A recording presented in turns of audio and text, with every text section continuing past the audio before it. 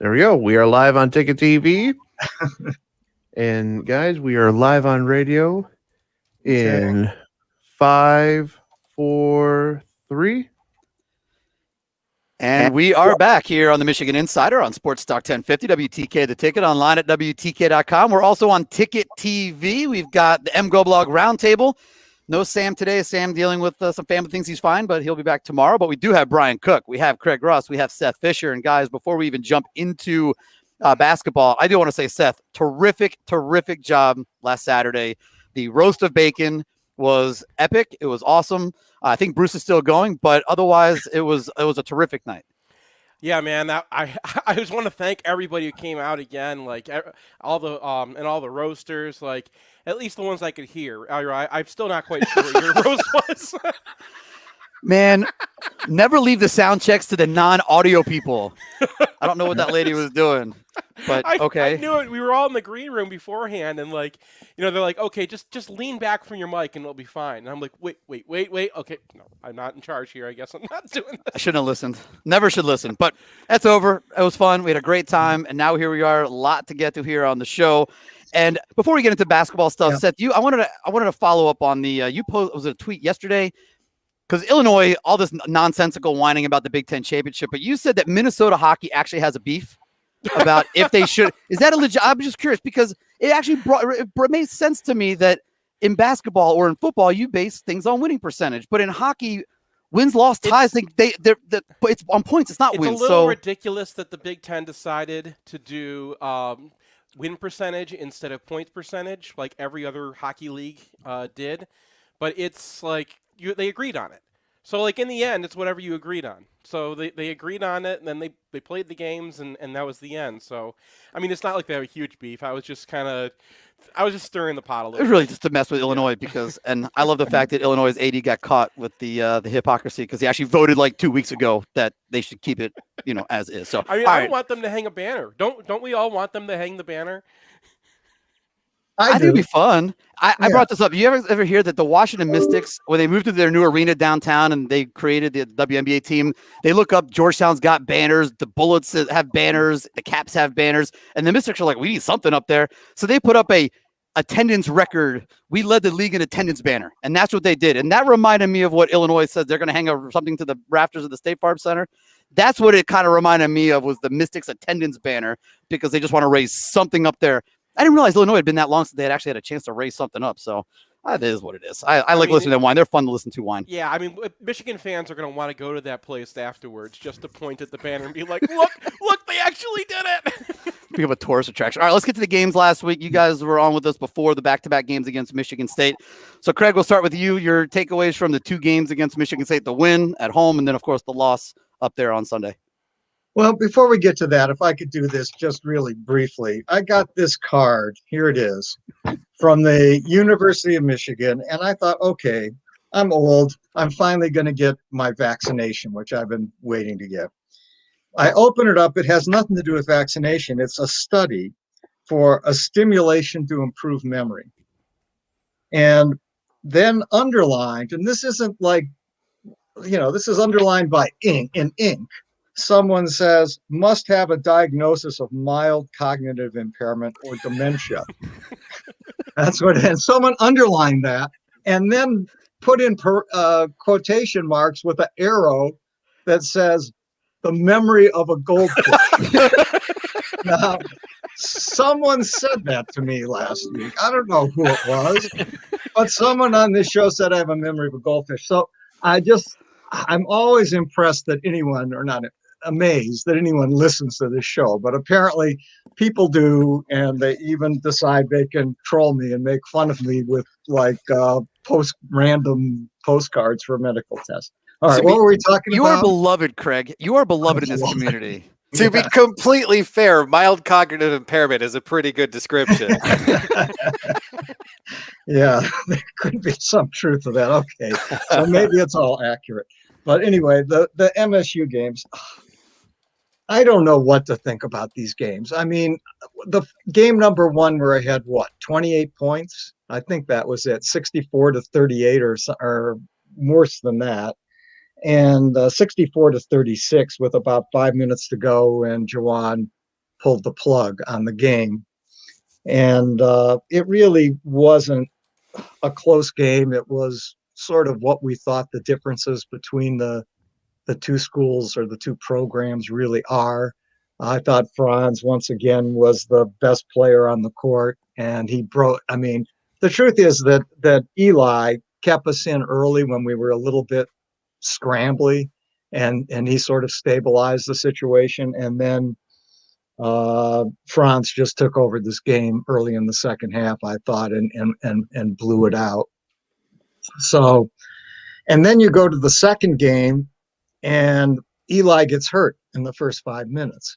And all of a sudden, we really just don't look like the same team at all. And so Jawan pointed out post press conference, and I didn't know this, but I think Brian mentioned it or Seth on the blog, that Eli leads the Big Ten in plus minus.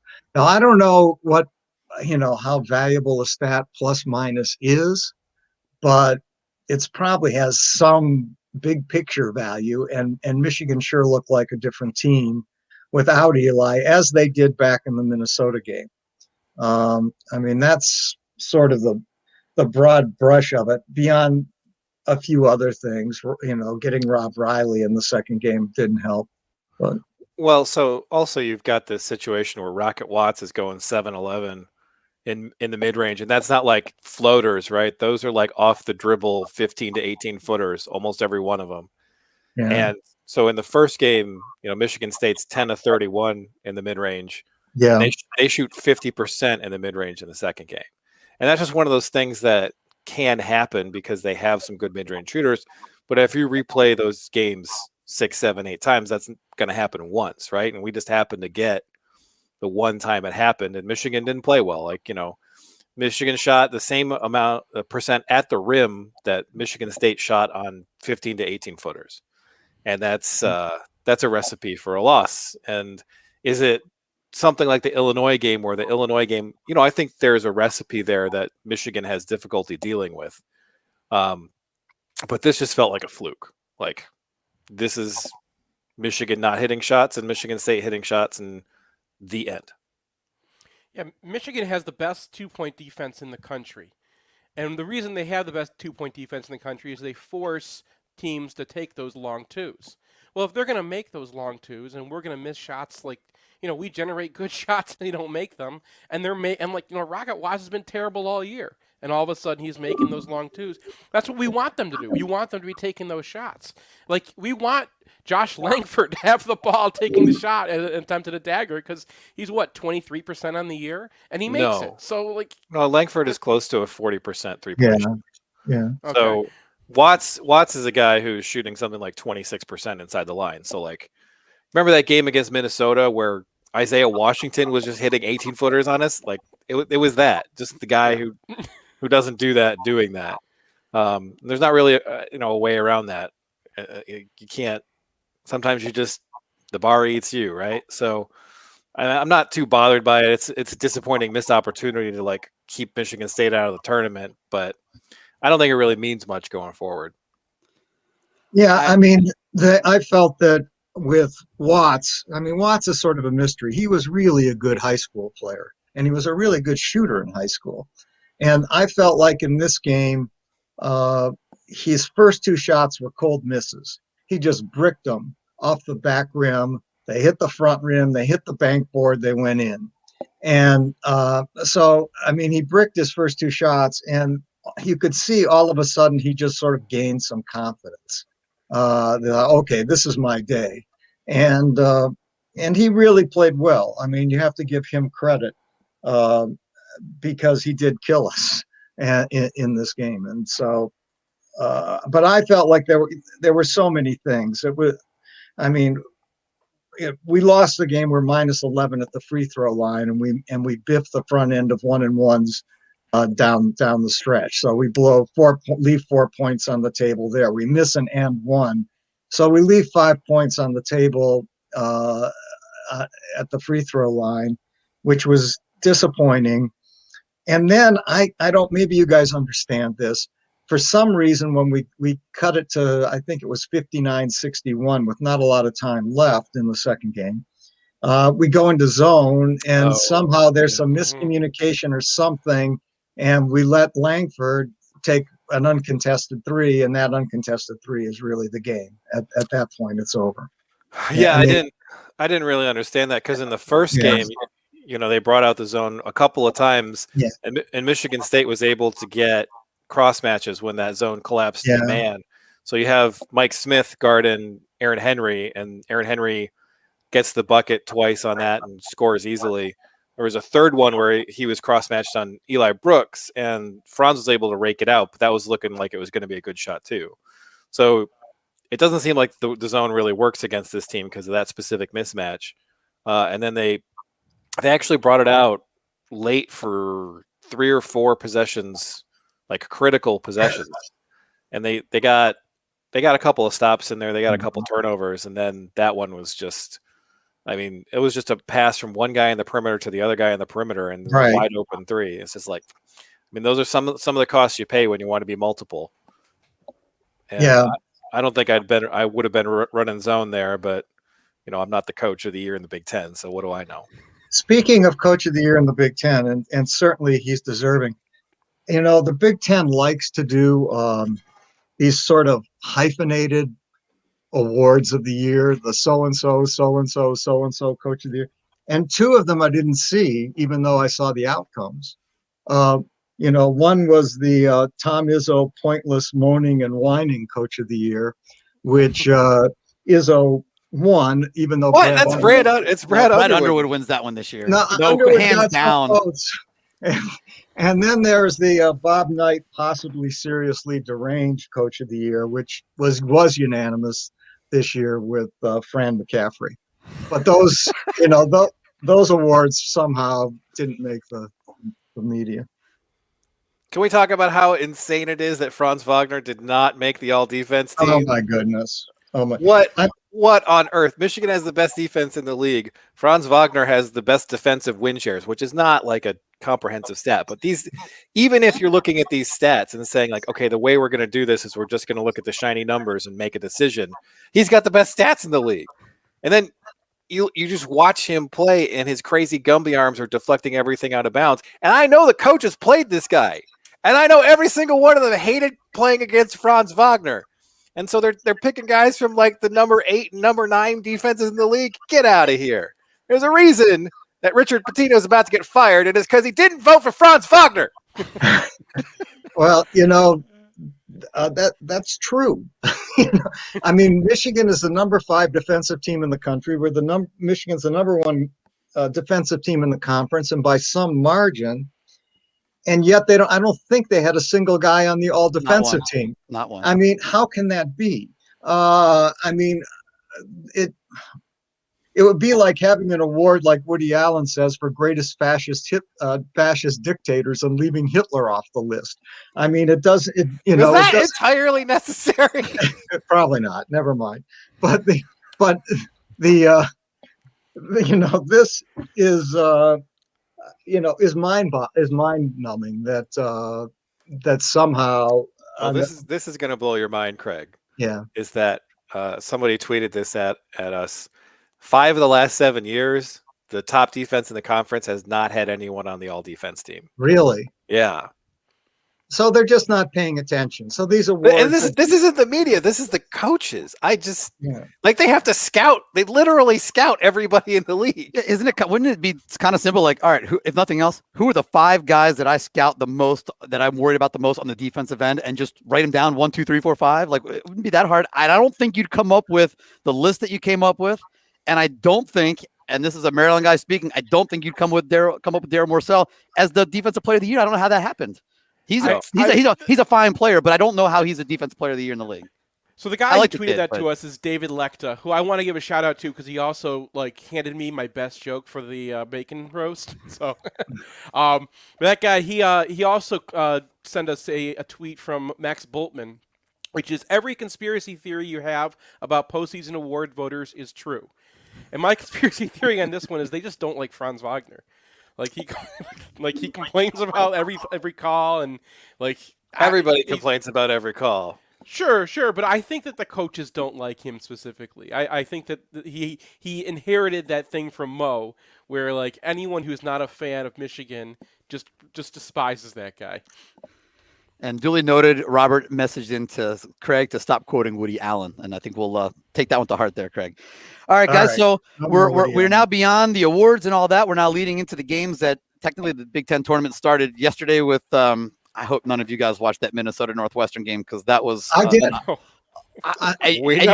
Your eyes aren't bleeding or whatever. I thought it was a really interesting game because partly because John Beilein picked Minnesota to win the game, and then at halftime said that no Northwestern would win.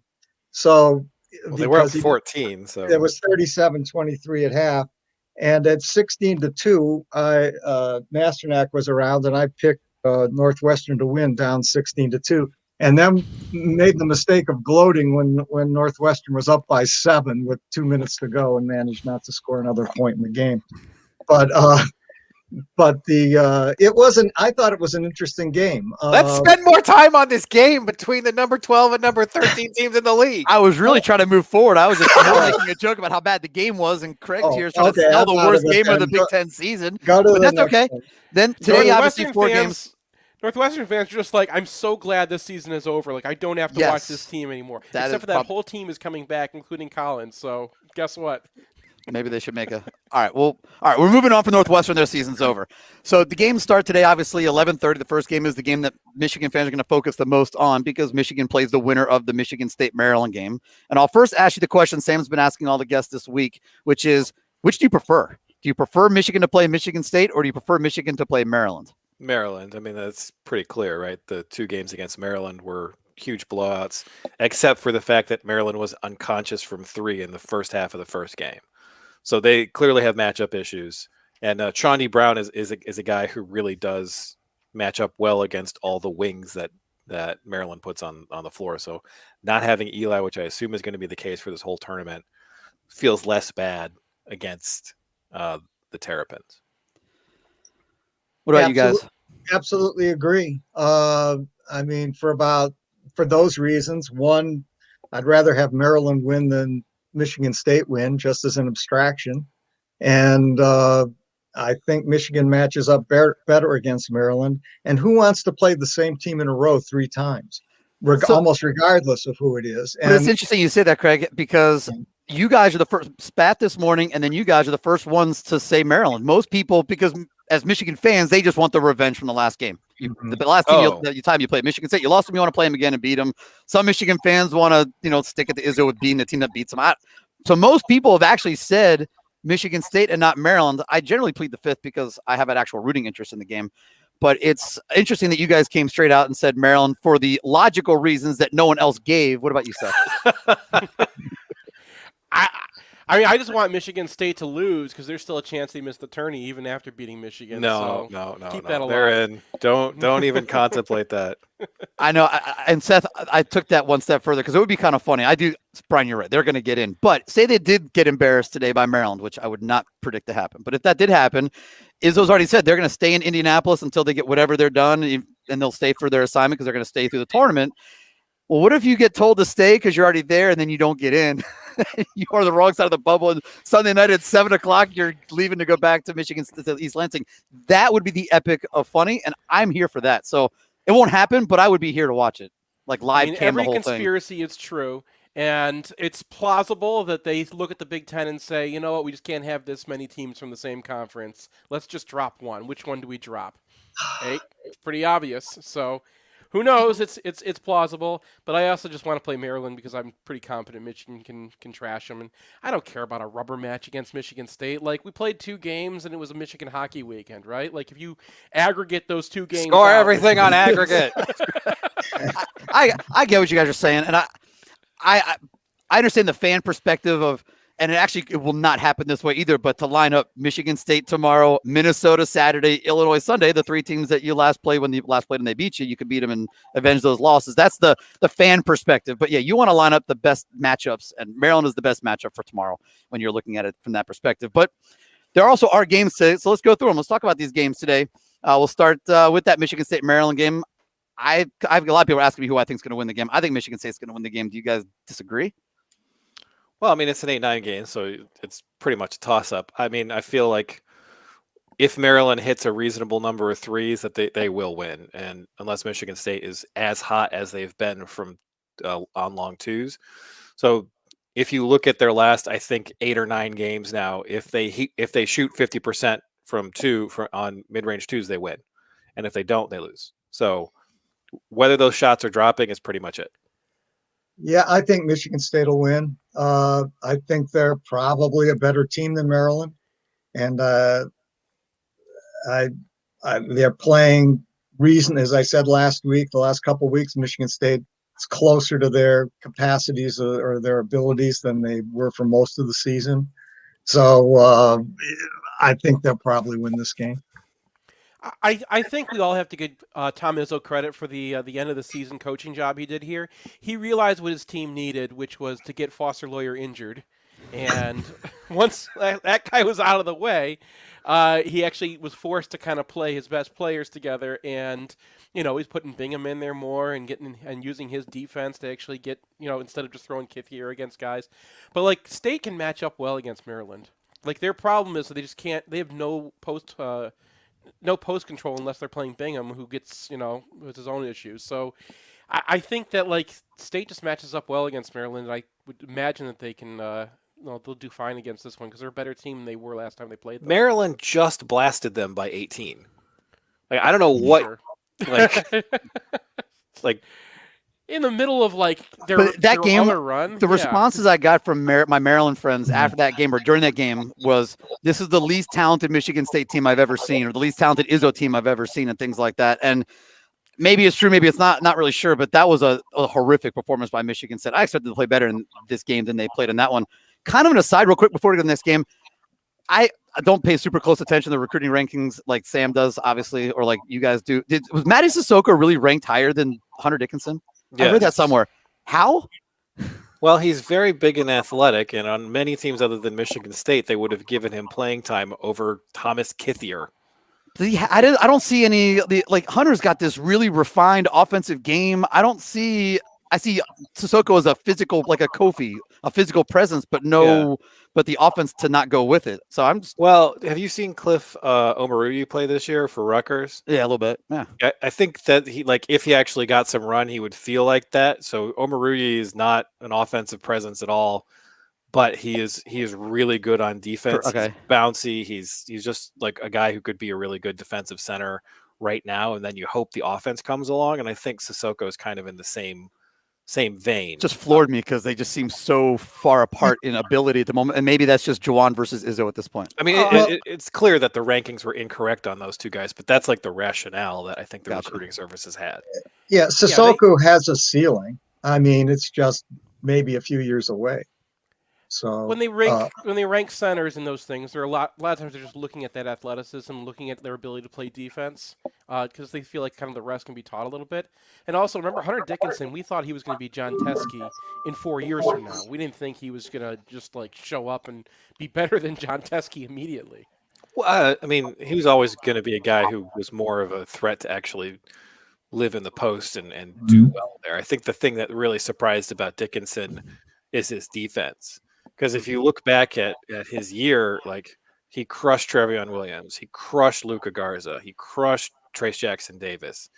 Kofi had an okay game against him, but a couple of those buckets were not against him. And if the only guys who have really been able to do anything against him are Stretch.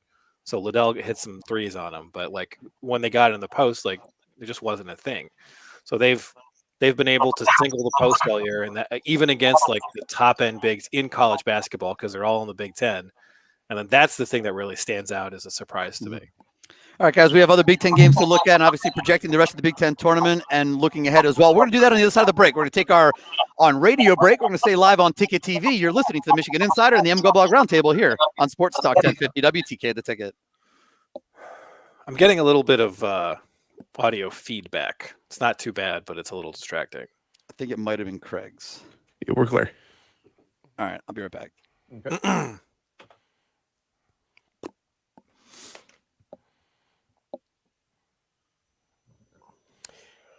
I didn't get to say during the segment, but the that Maryland game, Brian, was just Michigan State was taking 1,000,000 threes and missing all of them. At least, well, they also recollection shot of it was. 38% from two because the shots that they need to go down just didn't go down. So it's just they're actually fairly good at those shots. Like Henry and Langford are both like pretty close to like the ceiling for those shots. So you get a lot of 50-50 coin flips, and they've been hitting a lot of those coin flips.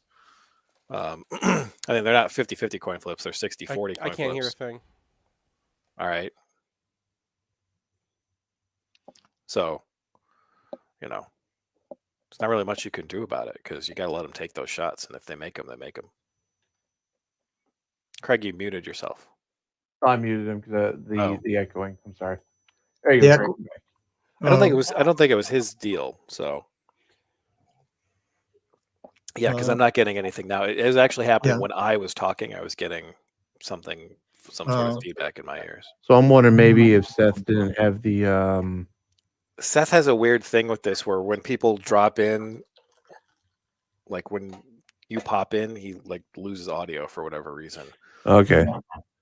which is extremely strange. So I think you just have to re-add him to the show and he'll be fine. So I have a question. I mean, do you really think the Big Ten is the best conference in the country? I mean, how do we know that this year? Well, I mean, there was like enough non-conference play to get an idea. There wasn't much. I mean, you got Michigan State beating Duke. Iowa lost to Gonzaga 99-88. But well, I think didn't they win the challenge pretty easily, if I remember correctly? Who's that? The Big Ten ACC challenge. Yeah, they did win the Big Ten ACC challenge. That's correct. So State beat Duke. Well, State, And that does everything.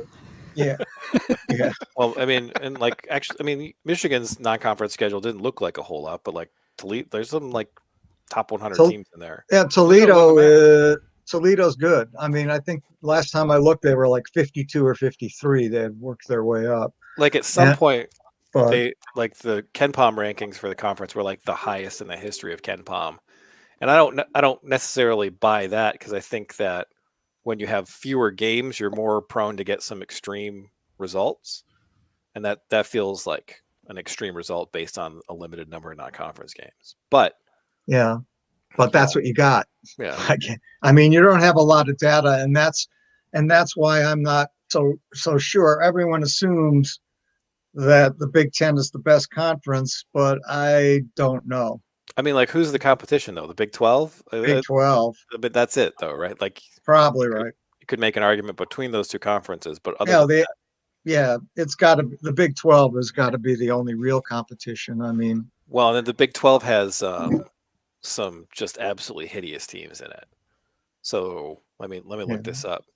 Yeah, TCU is 137th, Kansas State is 167th, and Iowa State is 178 in KenPom. So we're like Nebraska and Northwestern. So no, because like well, they're better than that. That's what I'm saying. So where are they just to give the where are they? Yeah, where are they just to give the comparison? So Nebraska is the worst team in the conference at 93. Yeah. So there's your Northwestern 70, Minnesota 60, Michigan State is 55. Everybody else is top 40. yeah. It's I mean it's right. It's And not the best. It's pretty darn elite. Iowa State is 2-22 this year. Like there's nothing like that in the Big Ten. What happened to prom, man? Wow. I don't know. It's so, but they're a 10-team conference, and 3 of their teams are much worse than Nebraska. So I think that is the separating factor. Like the top end is probably pretty close, but there's no comparison between the bottom ends. Yeah. Also, Wisconsin has that win over Loyola Chicago this year. Yeah. So I see Loyola Chicago on the 8-9 line, Yeah. which seems somewhat wrong to me, doesn't it? I mean, they're in the top 15, I believe, in KenPom. They're 9th. 9? Yeah. And so how the hell, I mean, everyone has, all the prognosticators of college basketball have them sitting at 8 or 9 seed, which seems they didn't really beat anybody. I mean, they have Drake in their conference, and they went 2-1 against Drake, but Like their only power conference non-conference game was a 14-point loss to Wisconsin. So Okay. they've really beat up on their conference, but especially in a year where there's not that much connectivity between the conferences, I kind of feel like it's maybe it's right. I don't know. Oh, they're getting the Colgate treatment. Potentially sort of, Colgate in that. yeah. Krautwig is still there, isn't he? Didn't Yes. he play against Michigan? He's number Sister 3 in the Jean- Ken Palm Player of the Year. He's and number sis- 3. It's and Luca Sister Garza and the Jean guy is from still Gonzaga, alive, and then right? Miz, how long till radio? About 30 seconds. All right. And So yes, we're- you answer your text. The answer is yes. Okay. Yeah. So in the end, we'll end up playing them again and have to watch more Sister Jean. Is that the Probably, deal? yes. Probably. I mean, you Oh, assume that she's I think vaccinated or something. I got it. I might have to go check the door just a sec. okay. Might be Sister Jean Cam with Yeah. TV will find a way to just milk that up if they need to. I'm sure They're they're talking gonna about getting her zoom Sister vaccinated Jean and into making this sure game? she's Yeah. or they'll put her on they'll zoom her in and just put her in a corner of the Oh, screen throughout the game. there's no way we're not going to see Sister Jean in this tournament. They'll put her in a bubble, her own little bubble. I don't know. Yeah. But anyways, coming back on radio, guys, in 5, 4, 3. Welcome back to the Michigan Insider here on Sports Talk 1050 WTK The Ticket, online at WTKA.com. MGoBlog Roundtable with Brian Cook, Seth Fisher, Craig Ross, as we continue to roll along. And guys, we're talking about the Big Ten tournament. We talked about the Michigan State-Maryland game that's today. But as we move forward, you've got Ohio State, Minnesota, you've got Rutgers, Indiana, and you have Wisconsin, Penn State. When I look at it, I think the only game that's even intriguing for the rest of the day after the Michigan State-Maryland game is that Rutgers-Indiana game. Rutgers seems to have been falling off a cliff, and Indiana is holding on for dear life. What do you guys think about that game? I wouldn't say that Indiana is holding on for dear life. I think Indiana has or taken trying to a claw plunge. back in. I mean, they'd have to win the Big Ten tournament to even get in the conversation. I mean, they'd get an auto bid, but they've lost 5 straight, right? Yeah, it's the closing stretch. Or let me rephrase: Archie Miller holding on for dear life thanks to his $10 million buyout. Is that probably a better scenario? But Rutgers hasn't played that well down the stretch either. Well, no, but they've kind of found a little bit of something more than Indiana. So, you lose to Iowa and Michigan. That's not too bad. Losing to Nebraska by 19, not great. Yeah. But they're just, they are a 500 Big Ten team and they play like it. So it's like, can Ron Harper hit some threes? He had that 0 of 22 streak. Is Armand Franklin going to play for Indiana? Do people know that? I haven't I checked don't on that one know. yet. I mean, Opt out. I mean, So what does your weekend look like? Because the games today, obviously lead into tomorrow with the top 4 seeds joining the fold, and that's when the games when everyone starts really paying attention. What does your weekend look like, Seth? I'll start with you this time. What does your weekend look like in the Big Ten tournament if it plays out the way you think? I mean, it's setting up for a Michigan-Illinois battle again, but I think that everyone's kind of seen each other at this point. So you kind of all know the system. We all know who can win, who cannot. I don't want to see Ohio State again, so that's the only game that I kind of don't want to replay. I mean, Ohio State Purdue is going to be interesting because that's a matchup of extremely divergent centers, right? You've got Liddell versus Trevion Williams and Zach Edey. So that if Liddell's hitting threes, nobody's going to be able to contest that. And also how on earth are they going to survive that kind of onslaught on the inside? I mean, the game they played during the regular season was extremely tight. So those guys kind of canceled each other out. But that was also a game where you got it was a Dwayne Washington game, right? So he goes 6 and 9 from 3 on a bunch of tough ones. So he can do that, right? He's one of the best good at bad shots guys in the league. And I think he'll probably have to have an efficient game for Ohio State to come away with a win in a hypothetical 5-4 matchup. I like Rutgers in their game. I think it's a close game, but I like Rutgers. I think they're a better basketball team. I think they're better coached. I think I like Purdue against Ohio State because I think the referees are likely to let things go a little bit, or more likely to let things go a little bit. And I think that favors Trevion Williams and Edey on the inside, and the fact that Purdue is a pretty physical team. So those two teams I do like. I like Michigan over Maryland if that's what happens. I think Michigan State's a toss-up if Eli isn't playing. So I mean, Purdue's been playing pretty hot lately, but they had an easier end of the schedule. But they also passed Ohio State in the process. So maybe OSU's a little bit mad. I know the 4-5 matchup doesn't really matter, but that's Ohio State kind of ended up a lot lower in the conference than we thought they would after being in contention all year, and part of that was Purdue coming back at the end. So, what's your guys' decision on where you, if not knowing the level of the injury, what's your point of if you do or do not play Eli this weekend? Is there a kind of a breaking point of like how he feels? I mean, if he's not 100%, I'm not playing him. Just focus on the NCAA for that point. Yeah, I mean, if there's any chance that, Michigan's locked in on the one line, right? So this is not real. I mean, I'd love to win the tournament, but I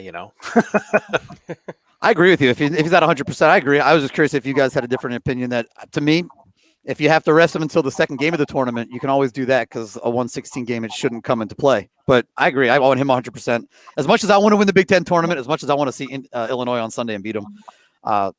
Health is for the NCAA seems to be of the biggest importance. Do we know anything about Franz? Because he limped off at the last shot. He's at media avail yesterday, and nobody asked him about anything. No one said anything. So I can't imagine there is anything to it, because if there was something to it, somebody would have asked him, or it would have been asked somewhere along the way. So I don't think there's anything to it. I know he limped off, but for a moment, but I don't think there's anything to it. If there was, don't you think we all would have heard something at this point? Yeah, it was no noise about that at all in the press conferences. So I'm guessing he's okay. I have a slightly different feeling because I've played a lot of basketball, not competently, on sprained ankles, and they tend not to get worse. And so if you're 90%, 85, 90% on it, you can play, and it isn't going to be any worse. Unless he really has a serious, unless it's a high ankle sprain or something like that. So, if he's close to being there, play him. And if not, if he really just hasn't healed, well, obviously not. But sprained ankles are weird. They can hurt. You can play on them and you're fine. Or they can be awful and you can't move at all. So just depends on where he's at. I'm with Brian on this one. Like you said, we're locked in on a 1 seed, and location's not going to matter this year because they're all in Indianapolis anyway. So, you don't have anything really to win except for unless you go ahead and beat Illinois and avenge that loss or something. So, what do you have to gain if he's not 100%? Now, if he's out there, great, right? That means he's fine. But I don't think you need him necessarily to beat Michigan State or Maryland, and then you got another couple days to figure out where you are. All right, fellas. Go ahead, Craig. I just have a question because Brian says we're locked in on the one line. Do you guys all agree with that? I haven't looked at the rankings enough to see who might pass Michigan if, say, Michigan loses in their first game. It would take a lot because everyone below them has multiple more losses. Illinois is already on the one line, so if Illinois is the team that wins the Big Ten, that doesn't matter. I think there's some fluctuation maybe on where on the one line they are, but I don't think they can fall to the two line. I just think that would be extreme. The current twos on the bracket matrix are Iowa, Ohio State, Alabama, and Houston. I don't think Houston has enough upward mobility just because they're playing in the AAC. Maybe Alabama wins the SEC tournament title and Michigan goes out in the first round, and that would be enough. But I don't think there's any way that you could see Iowa or Ohio State move past Michigan given the extreme gap between their conference records, right? Michigan is going to be above them in conference winning percentage no matter what happens in the tournament, even if you include the tournament games. So maybe there's an outside shot, but they're locked in my opinion. Okay. All right, guys, we're going to shift away from one more question on basketball because Sam would be very angry with me if I didn't get you on the record with a prediction of who's going to win it. So I'll ask you for if Eli plays prediction and an if Eli does not play prediction in case that does impact. Craig, give us your prediction on the Big Ten. I just had a phone call come in, so I lost the question. I'm sorry, Ira. Prediction. Good radio. Give me a prediction. If Eli plays and if Eli does not play, if that makes a difference to you, predicting Yeah, who wins the Big Ten. it makes a difference. If Eli plays, I think Michigan will win the Big Ten. If they don't, they won't. Seth? I still think Illinois. I mean, what they figured out against Michigan is kind of hard to come back from, and then you add AO to that too. I like Illinois in the Big Ten tournament, but I like Michigan in the NCAA's. Brian? Iowa. Always Iowa. All right, guys, a couple other things, because there are obviously other things going on, including Michigan getting ready for the Big Ten postseason in hockey. And Brian, I talked about this with Mike this morning, so I need you to jump back into this conversation. Give us your floor and your ceiling for seeding for Michigan in the hockey tournament in the NCAA's. Is the floor not in, or is there a floor? Is the floor at this point? Are they in? What do you think of the floor and ceilings? So I think that there is almost no way that they're not in. So if you look at it, there's the Atlantic Hockey, which is traditionally a one-bid conference. They will be a one-bid conference this year, and almost certain. And then the ECAC, the Ivies aren't playing, so there's only 4 teams in that league. So like maximum 2 of those get in, right? If that happens, there's 4 conferences for 13 or 14 spots. So the chances that the Big Ten doesn't get 3 spots are extremely remote. And there's no question that Michigan is the 3rd bid from the Big Ten. So I would feel like there's a slight possibility they could be on the 4 line. There's a slight possibility they could be on the 2 line. I think they'll probably be a 3. All right, because Mike was concerned because of the pairwise number, but as we discussed, the pairwise doesn't really work this year. I mean, the only thing that could screw it up is that the NCAA Hockey Committee is the dumbest collection of people on the planet. So there's still a chance, is what you're saying. Well, I mean,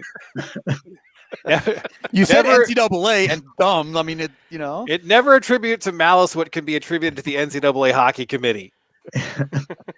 Well, I mean, Michigan is 4-4 against Wisconsin and Minnesota, and my guess is those 2 teams are the lock of all time locks to be in the NCAA. And in fact, if anyone was looking at it, you'd notice that against Minnesota, we had our top 5 scorers out in the first series. So really, in some context, we're 4-2 against those 2 teams. Well, Minnesota was also missing 3 some defensemen. Yeah, so it's not. Yeah, but they just replaced those guys. Michigan was like starting LaPointe on the first line. In any event, whether you call it 4-4 or something else, it's hard for me to see how Michigan won't be in the tournament. Where they're going to sit on seeding, that one, probably depends on how the Big Ten hockey tournament goes. In any scenario that involves competent people making this decision based off of hockey, Michigan's in. Now, we still have to leave a lot of room for incompetent people who've never seen a hockey game in their life making decisions based off of whatever. Yeah. And that's basically the area where Michigan could not get in, which is nothing, because this, as Brian mentioned, I think it's pretty close to nothing. I don't see a way that you could put a team in the tournament that's not Michigan and have that not be a farcical reduction in the actual competitiveness of what you're putting out. Yeah, that's the way it looks to me. I mean, they've been in the top 10, top 12 almost all year. They seem like they still fit in that range. So I just wanted, because Mike talked about it in a much more dire way, and I know you and we've talked about it here, and it didn't seem as dire with you. And so your explanation seems to make much more sense. Go ahead, Brian. College Hockey News went through a whole bracketology exercise, and Michigan was one of the teams that was a lock, and they were actually a 2 seed on the bracket that they put out. Now I don't know how much that means, but these guys are very plugged in. This is a very kind of cliquish, clubby kind of sport, so I have to imagine that there were some conversations that had been had behind the scenes there. So yeah, if you just look at the pairwise, Michigan is hypothetically in trouble, but that would be idiotic to do because there's literally no connectivity between the Big Ten and anyone other than Arizona State. So, and the college, you have to assume College Hockey News has some, has its ear to the ground from context, and they call the pairwise quote essentially meaningless this year. The only thing it's meaningful for is determining like in the Big Ten. Like you could do a pairwise in the Big Ten to see like if you're taking 3 Big Ten teams, which 3 they are. But like nationally, it means nothing. So I don't think the pairwise is something to be worried about. I think Michigan is almost certainly 99% plus in the NCAA tournament. Where they're seated, I have no idea what they're going to do. But I think that will depend upon how, to some extent, on what the they could make this much simpler. They could win 3 games in South Bend. They start winning some games, and they beat Ohio State and go forward. It'll makes it easier. I have more confidence in this hockey team to beat teams in the playoffs than I do against like the bottom of the Big Ten. Well, I mean, so if you look at the games they missed 4 games, and 2 of those were against Michigan State, the worst team in the league, and 2 of them were against Penn State, who placed 5th. So you come into this and it's like what they got like a 14-9-1 record, and that doesn't seem that great. But if you win 3 of those games, which I think is the most likely outcome, you're looking at 17-10-1, and that looks like pretty good for the first year of having a crap ton of talent on campus. They also look at goal differential a little bit, and Michigan's goal differential is almost exactly the same as Minnesota's. Yeah, and they're a tick or 2 behind if you leave out the Arizona State games, which you probably should. But they're still like plus 26 in goal differential in league play. Then they've just been crazy snake bit because they put up 9 goals on Michigan State one night and 2 the other night, and it's just like score everything on aggregate. Yeah. By the way, shouldn't Arizona State be invited into the Big Ten in hockey? I mean, they did come and play. They should have let him play in the tournament this year. They shouldn't have invited him to the league, but they should have let him play in the tournament this year. Absolutely. They should. I mean, they should have said, "Hey, play in the tournament." And shouldn't they be in the league next year? I mean, no. I mean, there's better geographical fits for them, I think. Like but they don't have hockey teams. No. But like, there's teams in Colorado and stuff that would be less of a burden to travel to. Yeah. Like, I mean, the Big Ten's in a spot here where if they add an 8th team and they play 4 games against each team, that's 28 games, and that only leaves you 6 non-conference games. So, that's a consideration. So now you have a fairly healthy ability to interact with other conferences, and that would be just 3 series, which is what that was the case in the kind of later days of the CCHA, and that always felt like not enough to me. And that goes back to the conversation we're having. That would impact the pairwise in future years, right? Because if you're only playing those 3 crossover series, throughout the conference as opposed to 4 of them, right? It'd be 5 or 5, right? So it impact the conference by that's all. That's a big impact on the pairwise. Smaller numbers, the quality of your conference might be a little bit obscured by some results that don't go your way. The more non-conference games you have, the more likely the intra-conference pairwise is actually going to be accurate. So there's, you wouldn't have buys at bad times. There's arguments for and against, but Arizona State is a tough fit just because you wouldn't be able to do any kind of like home and home stuff or opponents. Yeah, the geography is really tough. Or the State of Michigan tournament that I'm still banging the Oh yeah, I wrote that up on the blog many years ago, and I think it would be awesome. So Kurt says leave room for Illinois hockey. There's a rivalry there. I mean, their AD could probably wind their way into having a hockey team because they're really good at that. So. Are you not aware that they are? I know they're in their planning stages. So have they gotten like the money like that Penn State got? Because Penn State got that, and that's how it's easy to build a program, right? So does Illinois have? I know they're in the process. I've talked to my guy down in Illinois, and I know they've been talking about this for years, and the process has been going on, but it's been a long process. And I don't know when it's going to actually come to fruition because not everybody gets money like Penn State got to build an arena and build a program in a couple of years. The last I heard is they're looking into whether they can claim the championship in hockey this year. That's what I was thinking. They're putting a hockey banner up this year. Well done, guys. You're still in roast mode there, Seth, so we appreciate that. I have a bunch of jokes. When will you get out of roast mode? Never out of roast mode. It's going to be 3 years from now, and he's going to be like, how about those Sklar brothers? Aren't they short? I can't use that joke. Never out of roast mode. To answer a couple of the questions that were thrown out there this morning while we're on here, Scott asked about the spring game for football. There's been nothing about a spring game, but today is practice number 8. Saturday is practice number 9. And from what I've been told, they're going to take about a 2-week break, not like a COVID break, but more of a reassessment, coach time, coaching, working together kind of deal, reevaluate, and then have the final 6 practices of the spring coming up 2 weeks from now. They got a waiver for that. So that's pretty much all I have on football at the moment. Not a lot's really coming out. Brian, you haven't heard a lot. Nothing. Yeah, you've been told something? I'm surprised you learned anything out of this. All I got were logistics, Seth. Literally logistics. Practice number 8 is today. Practice number 9 is scheduled for Saturday. And this is all still tentative, but it was tentative to take this 2-week break to allow the coaches to, convene without practices to talk about things and do that kind of stuff. So yeah, I'm hoping to find out what the defensive positions are called. That's where I'm at right now. Okay, so you want names of the defensive positions. All right, we'll work on that. We'll work on that one for you. All right, also today, because some people want to mention, yes, coming up at around 1:30, give or take, the women play against Northwestern. So hopefully the women will be able to pick up a win over Northwestern today and set up a matchup more likely against Maryland tomorrow. That'll be a tough one. The women will play in Indy, and whenever they're done in Indy, they will come back to Ann Arbor and then fly to San Antonio. Obviously, the men are leaving for Indy today, and then they will just stay in Indy, hopefully until the Tuesday after that. First full Tuesday in April would be a really good day to come back from Indianapolis if you're the Michigan men's basketball team. You guys agree about that? That's pretty good travel itinerary. Yeah. Travel? I haven't traveled in so long. I don't even know anything about it anymore. I'm not talking about our travel, their travel. Before we get out of here, since it's a big basketball weekend, big watch weekend, are there other things that we should be watching? So obviously watch Alabama, what they do, because that could have an impact. Is there any other games that we should be paying attention to or conferences? We're not worried about bid stealing because we're not in that bubble territory. Maybe we should watch all the bid stealers to win so we can see maybe Michigan State get knocked off the bubble. But is there anything else to watch this, like other big potential interesting things that you're paying attention to? Well, Bart Torvik has Duke as the first team out.